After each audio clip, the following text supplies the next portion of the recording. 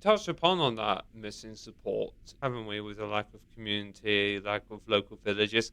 I think another thing is, and this is something that has become quite prevalent, is okay, I know I'm a massive hypocrite here, and the term pot calling the kettle black is very, very fitting here, but social media, because for me, I'm using social media to build, make this show.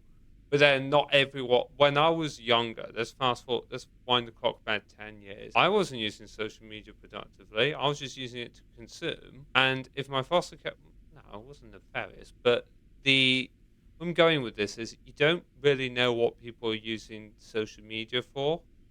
I think that's the other problem is it it's more you just don't know what your kids get up to, and I don't even think so. Now I think about it, I don't think it's just social media.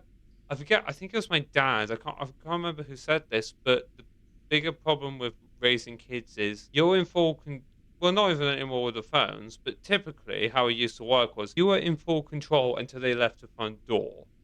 Then Yeah. who knows what happens? So I think the other problem is outside influences. It's like what I said earlier with three types of people. The third one, they have an amazing background, a fantastic family, this and the other, and they just want to rebel. Well, then you've got that mess to deal with when they leave the door. So I think that's one of the challenges. Is also up to the child whether or not the child wants to listen. I know that's like a very authoritative way, and you don't like that style, but it's true. It's just to say you think your child's going to the cinema, but in actual fact they're going to the park, and you can guess it says what horrors you want there. But you know what? Where I'm going with this, I think there's also that element where your kids have got to meet you halfway. Right. Okay. So let's go with the scenario that your kid is saying they're going to cinema and it's not true. They lied to you. Why would they lie to you? Oh, you're actually asking. Uh, Speaking from personal experience, oh, I never did that, but if I was going to do that, it would be. I remember when this was literally when I was 16, there was in hindsight, yeah, okay, it wasn't a good idea of me hanging out with this person. But back then, everyone was saying, don't hang out with this guy. And I would always, it's that Cobra effect of, don't do this. And they go do that. So I Right. think Okay. it, so I can see that. I think another one is if they're from a dysfunctional family and they're looking for an escape, or the background's kind of a mess and they're looking for the escape. I also think I mean, I've seen and heard all sorts of backstories with kids, Yeah. which some will stick with me for life. But there was one where I read, and I can't really disclose it because data protection. But what will say is, you read and go, I know exactly why you're the way. I think it's more what other people have done to them, and it's more of a response. You could also have it where they just want to, they're trying to actively antagonize their parents. Not always the case. Yes, it goes out without saying, but that does happen. It needs to be mentioned. And there's a whole plethora of reasons. I don't think there's just one reason. I get that's what Okay. you're going So for, but there isn't. yeah. So I mean, I'm going to use your example. So you said, for instance, that they were told don't hang out with this person. Okay. So and they chose to anyway. So there might be a fear of judgment by the family. There might be they don't understand me. They don't understand why I want to hang out with this person. So there's miscommunication there, or mistrust, right? If you feel like you can't talk to your parents, you can't tell the truth because you feel like they're going to judge you or they don't trust you to make good decisions for yourself because they're telling you what decisions you should be making.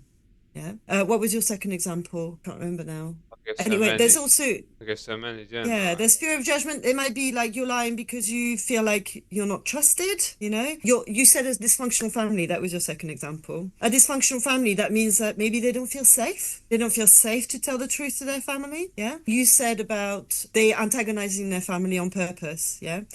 So one thing that I write about is attention seeking. We talk about attention seeking as if it's a negative behavior. Actually, what does it mean? They're seeking attention.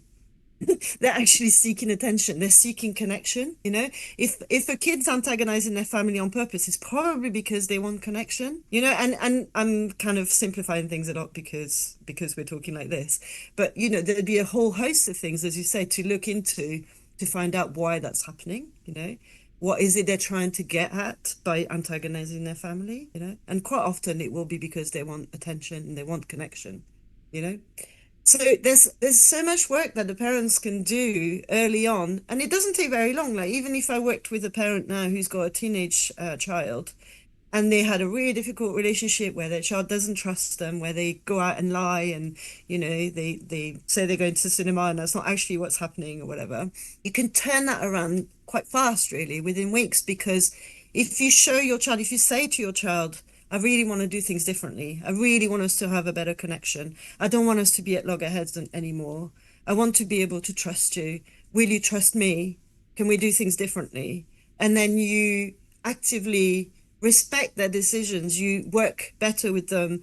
You put agreements in place rather than say, this is what you're going to be able to do and not do from now on. So you empower them to be a responsible person.